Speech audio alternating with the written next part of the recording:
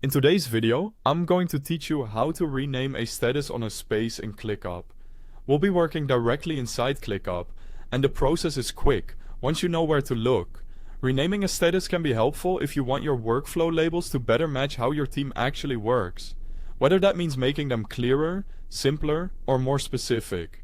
To get started, from your home workspace, look over to the left sidebar and find the Spaces section. This is where all of your available spaces are listed, and it's the starting point for making this kind of update. Next, select the workspace or space you want to update.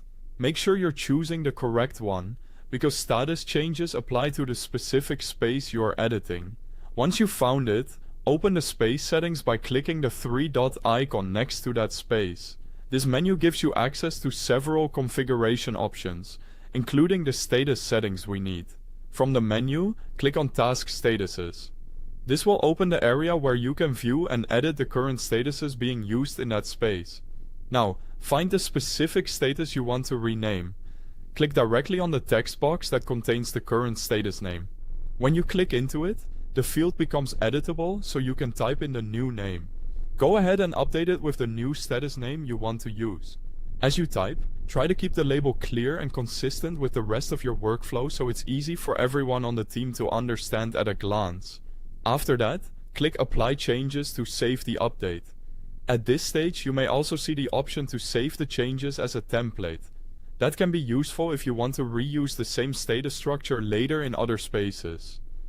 But for now, the main thing is to apply your update. A follow-up step will appear, so click Save Changes to confirm everything. This extra confirmation helps make sure the new status name is officially recorded. Once that's done, the update should now be applied to the corresponding workspace or space, and the renamed status will appear in place of the old one. And that's it. You've successfully renamed the status in ClickUp. It's a small change, but it can make your workflow much easier to manage and understand. Thanks for watching, and I'll see you in the next video.